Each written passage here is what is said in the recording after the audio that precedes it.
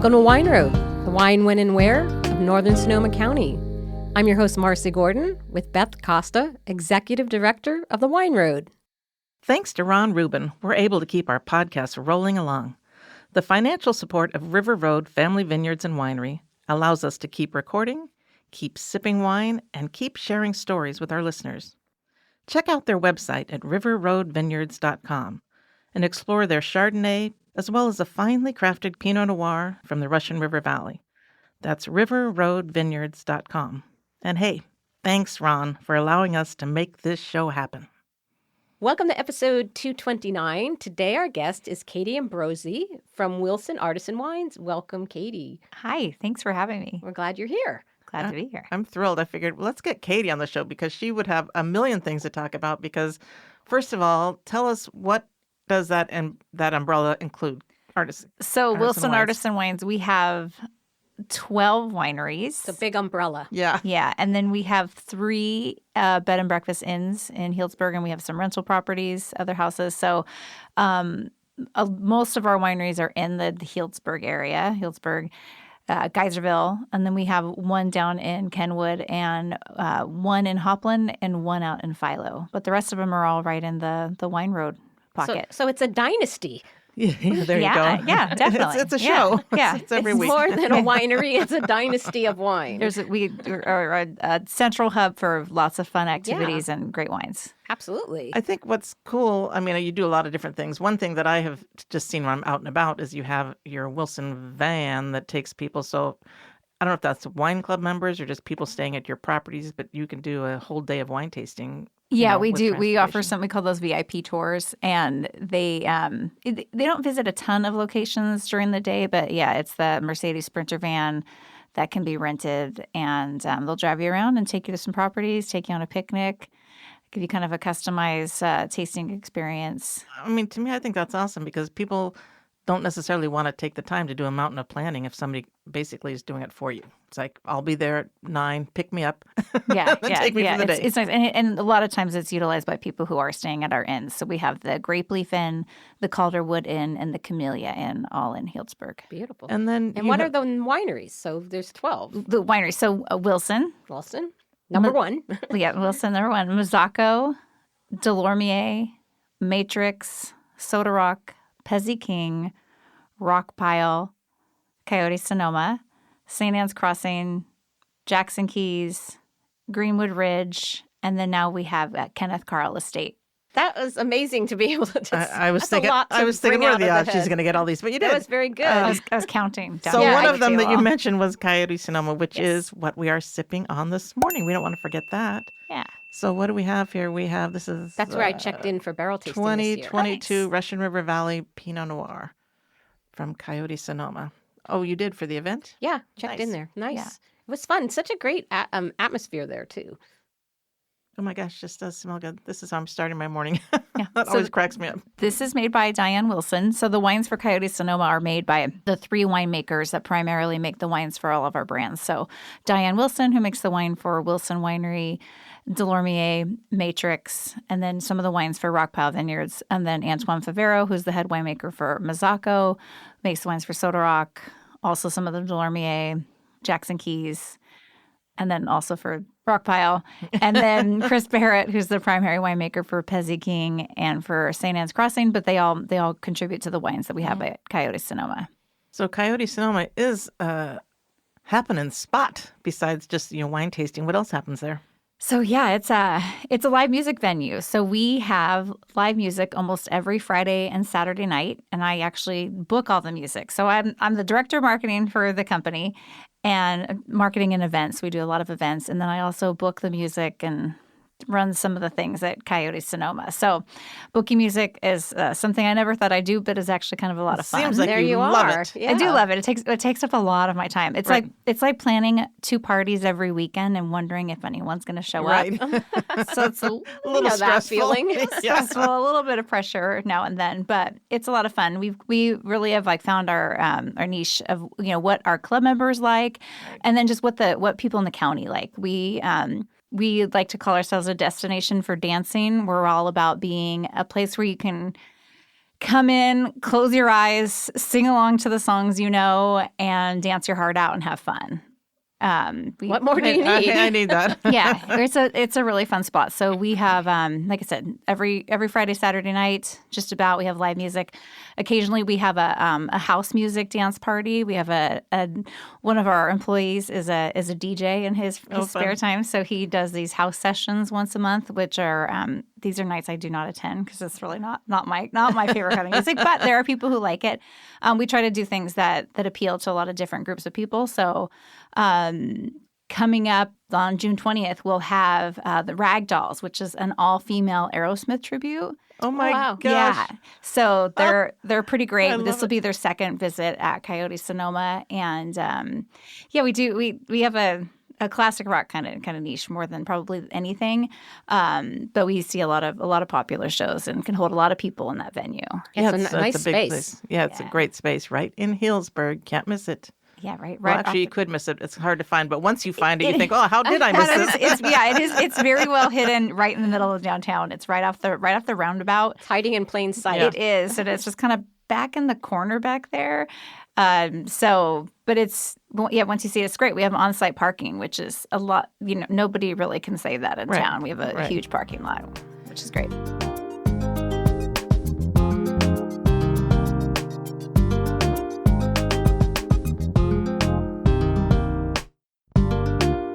So, I know you do the marketing for all these different wineries, and I really can't even imagine it, quite frankly. There's a lot of branding that goes into all of that. But I do find that for me, each winery has something that a wine in particular that I feel they're known for.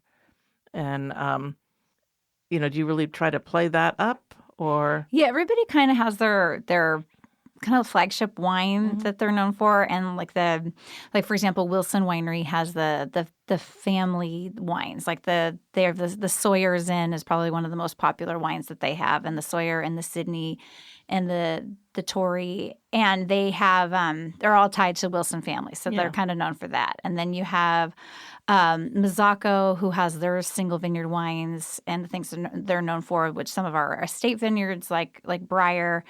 Or we have some Maple Zinfandel and Pony Zin, Stone Everybody Ranch. loves their Zin. Yeah, everybody loves Mazzacco Zin. So, and then you have Delormier Winery, who has they're in Alexander Valley, and so they have Cabernet Sauvignons, but they also have Primitivo, and they really have developed this following with the Primitivos that they have, because they have a variety of them, and that's something fairly unique in the wine country. And then we've got it is hard to find. It is hard to find. And they have, I think, 4 or 5 Primitivos. Everybody kind of has their own, they still have their own personality. We all kind of feed in and are part of the big family, but we all have our own characteristics, our own life. We have our own individual wine clubs that people belong to. And they get the wine from that winery as part of their club membership, but then they're allowed access to the other wineries with that membership. So everybody really does maintain their own identity. In addition to their own wines that they have, we have kind of their own like flagship events that each of the wineries does, which is kind of cool too. So they all kind of are known for different things in that regard. Like Delormier has a wine and food pairing that they offer. They're kind of a commercial kitchen there. They're a little more known for like the food that they do, an estate chef. Like Jackson Keys used to have an annual pig roast, was their big annual event. So everybody, again, they kind of all have their own personality. And things each that they're known winery for. has its own set feeling, look and feel. I think so. So totally. that's what's interesting under this big umbrella. They're so diverse. Yeah. And each experience is very different. Very much so.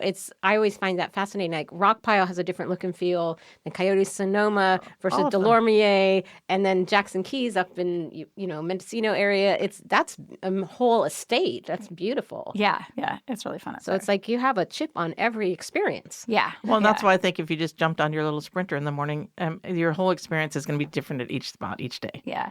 So. And then our newest property is Kenneth Carl Estate out in Joy Creek Valley. If you're familiar with the area, you take a left on Yoakum Bridge Road and then head south back down. It's where Gottfrick used to be, if anybody knows Gottfrick. He was so sweet. Yeah. So that's where the Kenneth Carl Estate property is. And we have creekside access there, and it is just absolutely beautiful. Oh, nice. That's lovely. We're very excited about that spot.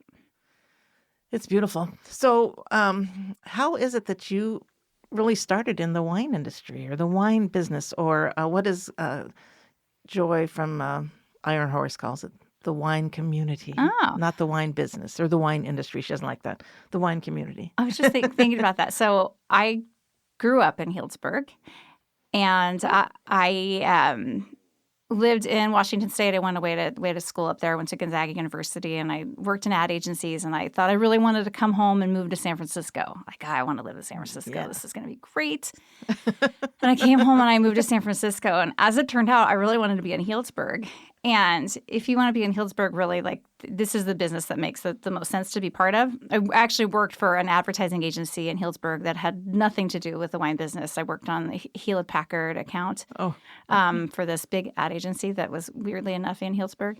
Anyways, they lost some accounts, and there was an agency consolidation with Microsoft. Anyways, I ended up Plan B. I ended up getting laid off. I was like, please pick me. I want to go.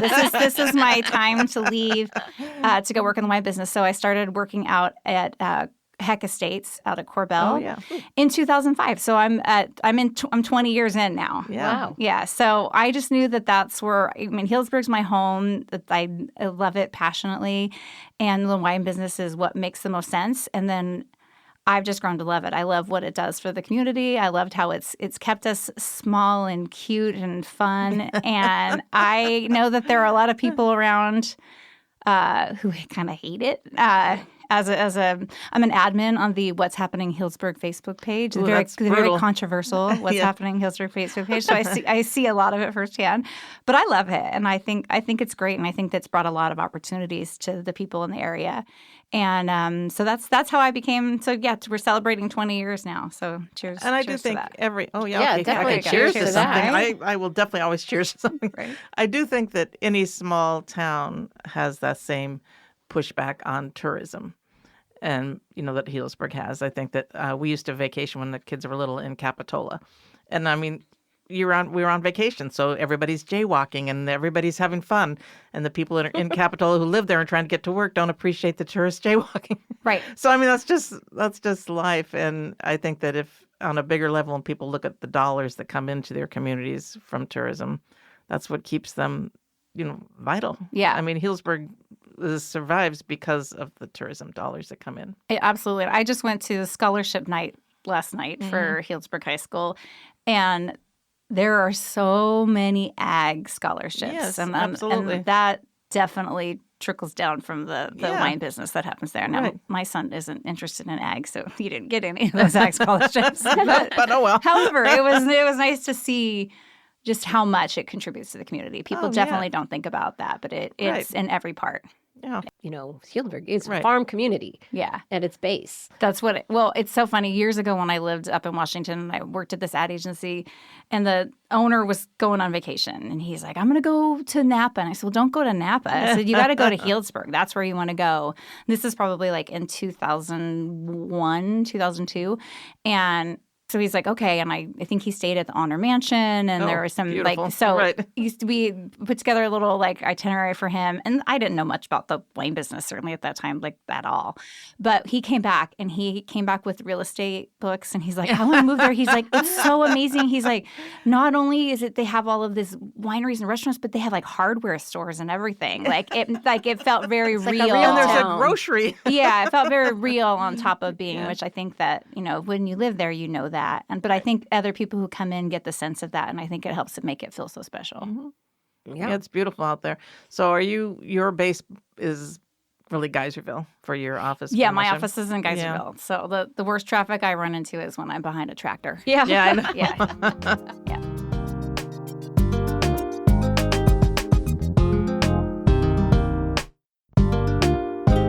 So what is the highlight for your job? What do you love doing the most? I love that my job has a lot of variety. I'm a really creative person, not to toot my own horn or anything, but I'm pretty creative.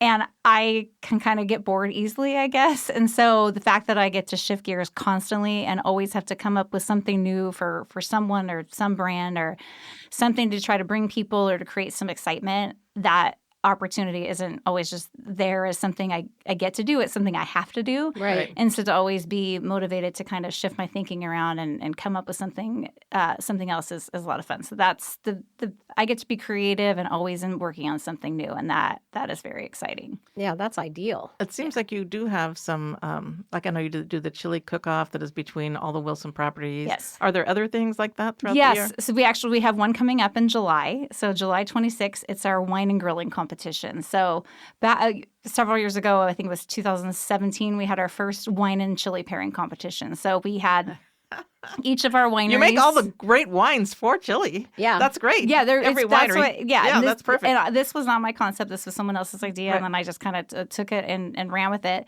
And it was really successful. So every winery, we wanted to make it so it wasn't a chili competition. It's not a chili cook-off. It's about who is nailing the pairing What's the best. pairing best, Right. yeah. Because we feel like, when you find that like magical pairing when you're wine tasting it. and food, Yeah. and you get that Really something Right. magic. it is Right. something magic that Something happens. magic. You're like, Right. whoa, this tastes better and that tastes better, and this Yes. is a whole new flavor. It's like that part of Ratatouille where he has Oh, yeah. like the. It's like yeah. that's what I always think of is that magically exploding.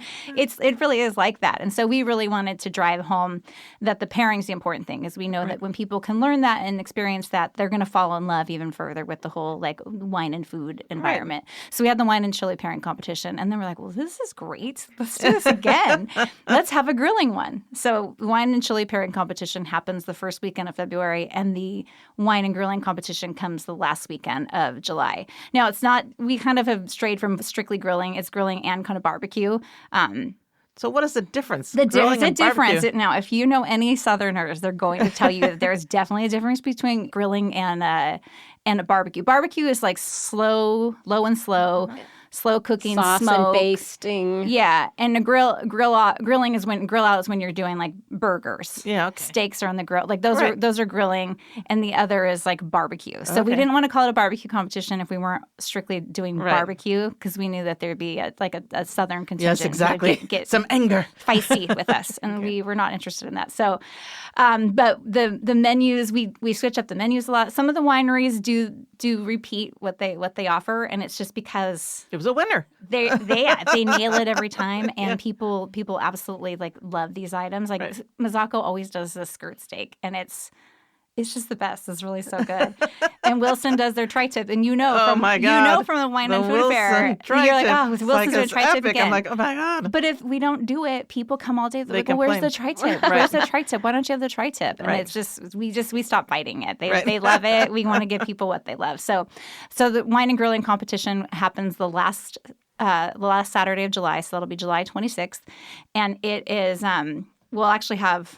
And I should mention, I didn't mention this earlier. In addition to our wineries, Ken Wilson is a partner with Phil Hurst as part owner of Truett-Hurst and VML wineries. So when we have our chili competition and our grilling competition, Truett-Hurst You've and let them VML, in. You've allowed them in. they're part of that as well. So when we have our grilling competition, there will be, let's see, our 12 wineries plus those. So there'll be 14 wineries that my gosh. people can access. So the tickets for that are $80 for our club members. So if you're club members of any of our wineries or Truett-Hurst or VML, and then $99 for non-club. So it's just a one-day. You can get out and go taste. I'm going to do a whole roasted pig for Coyote.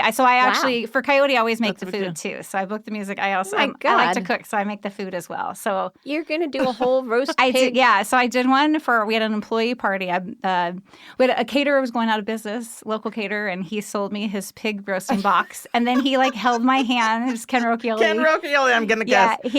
he was so great, and he helped me with the first one we did for the like an employee one, and step by step through it. I had multiple people who had to come and help me lift the pig and do some Well, things. 'cause yeah. they're No kidding. really heavy because I was cooking a pretty big one. So we decided that would be a fun one to do for our. See, it's where I say it's not grilling. This That's is more of a amazing. barbecue. I so. imagine people can incorporate the wine into sauces and marinades as well. Yes. So Yeah. So, and that's what we try to. So, what we ended up evolving to in time with like our voting, because people get really into the voting. I'm sure. Which is a lot of That's fun. great. And we're all really competitive. Yeah. Like I try not to be. I try to say that I don't care. Because I don't care, but I'm better win. I don't care, but I really want to win. I won one time. I won the chili competition a couple years ago, in 22, and that was so satisfying. So I haven't won since then, but there's always tomorrow. So we'll see. But the guests really get into it. So what we found is that they would write on their ballots and they'd say like, best chili or the best food, and then like most fun and whatever. Oh, yeah. So we kind of added some categories into the voting. So you get to vote for best pairing, which is the big prize. The main thing. There's the big bragging right. But then we also have like best item or like best chili or whatever we have for grilling. And then it was like and best wine, because a lot of people like they love a place where they think the wine is showing the best. Right. And so we've added those categories to it, and then it's just a nice friendly not friendly competition. Yeah, you guys should come to it. I know. It's well integrated. Yeah, too. it is. Yeah. It is, and our members love it. And people from out of the area, they plan their trips around those competitions, and they'll come into town because it's really fun. And what is the venue? venue? Where is it held? Oh, it's at each of the wineries. You have to go from winery to each winery. Oh, great. Yes. That's even more exciting. Yeah. So sometimes we'll bring in like because Greenwood Ridge is up in Philo, is so far away. They have kind of historically come down, and they're at Coyote, Sonoma. So we've had 2 wineries there. St. Anne's Crossing has sometimes come into town as well, and we paired them at a different place. One time we had 3 wineries out of Coyote. It was a little cramped there. So this one But can't you take over the parking lot kind of and spread you out? can't really pour wine out there. Never mind. So I forget I mentioned that. If anyone is listening we would never break a rule. Yeah, Ken Wilson doesn't break rules. No. Oh yeah, I know. My mistake. So that's a very fun event coming up. The tickets are for sale on the Wilson Artisan Wines.com website. You can go check it out. But I highly recommend people attend. It's a very, very, very fun event. And then we kick it off on Friday night. We'll have a concert at Coyote, Sonoma. You can check in early. You can come get your glasses and your wristband and your materials early so that you can just hit the road on Saturday morning, cut the check-in line. So that's a lot of fun. And so in addition to the grill off, during the summer, one of our primary events that we have at the wineries is our summer music series. I was just going to ask, do you still do music? We do. Yeah. So we don't do it at all the wineries. Some of them have little harsher restrictions on what they're allowed to do than others. But we have, it rotates through Delormier, Soda Rock, Mazzacco, Coyote, Sonoma, and St. Anne's Crossing. And we have a different Friday night show each week. So the music goes 6 to 8:30. There's a food truck or food vendor that's there each night. And there you can buy a table reservation. And there's a charge for the table reservation, or the lawn seating is complimentary. And then we do wines by the bottle at those shows. And I love that. We've gone out to Delormier a few times. Yeah, it's really nice. There's usually a food truck there. We've loved it. And then also, I know that you have you mentioned the bed and breakfast you have, but you also have some houses, don't you? So if a group was coming with, 3 couples or 4 couples, do you have some homes? We do. So Kenneth Carl Estate actually is one of those places where we have, there's actually 2 houses there, and then some kind of suites that are on property there. Delormier has a house and 2 suites as well. Pezzy King as well. And those are all farm stay properties. So you, as part of your stay there, you get a tour of kind of the property to see the inner workings of these are essentially farms, the wineries are, and to see what goes on there and how your stay there is supporting agriculture. So at all of those locations, you can do that. They are beautiful. It was Pezzy King's the one I've been out to, and that's a beautiful spot to stay, my Lord. And Delormier, I mean, the house is darling, right old in the vineyard, farm style, but then the suites just open up. And you're like right in the vineyard, literally. Yeah, you open the door and that you're right there, and it's pretty nice. Those would be nice days. Yes, indeed.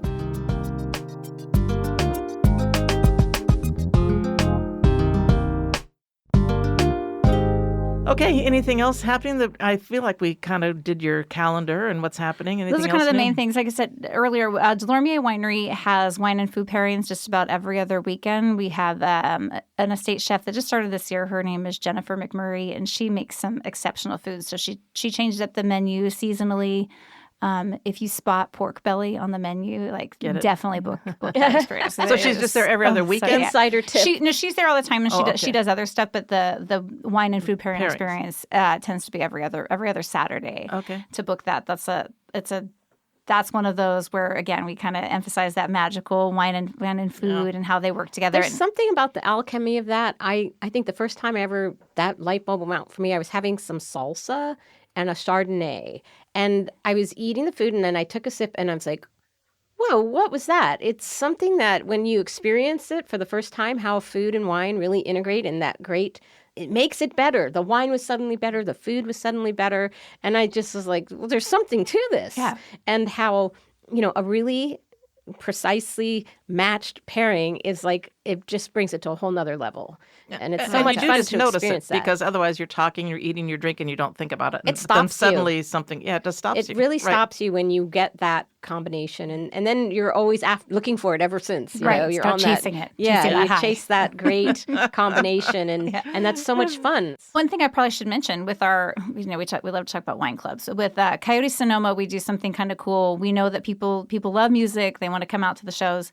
So we created a locals club.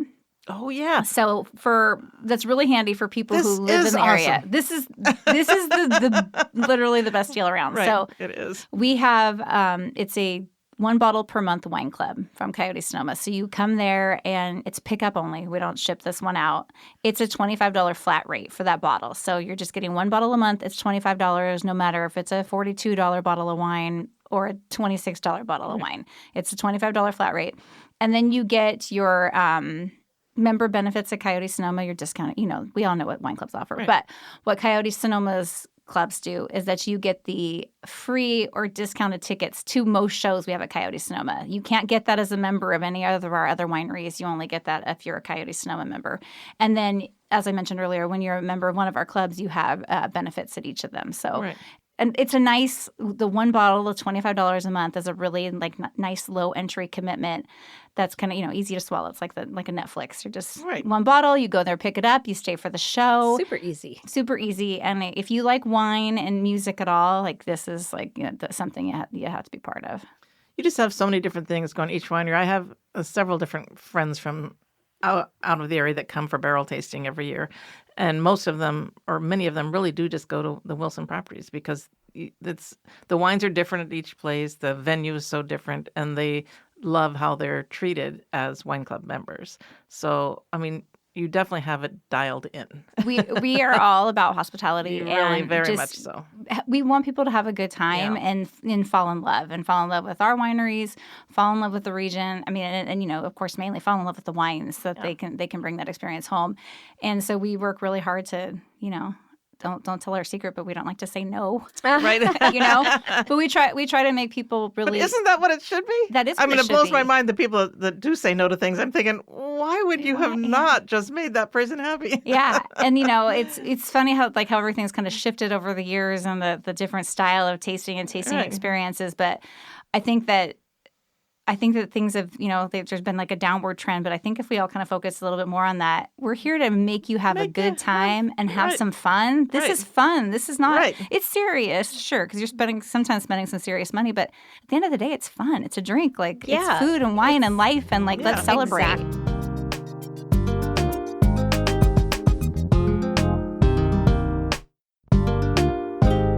Okay, let's see. Anything else? Do you have any books or anything else you want to share with us? I do have a book. Our patron saint, Ron Rubin, has come out with a new book. This book is just beautiful and, looking. Ron is an entrepreneur. He's launched many companies, and he has been on the show several times. He sponsors the podcast.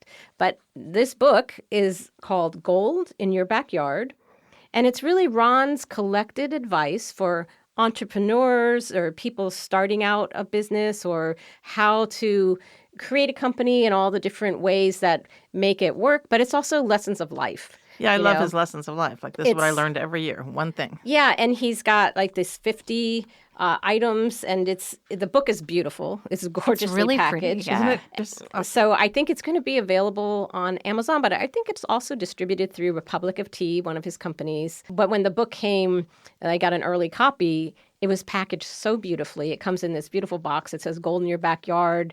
And you open it up and there's the book and there's also a special limited edition tea that has every lesson. It's 50 lessons. And so it's just, he's the master of impressions. I tell you, Ron really knows how to make an impression.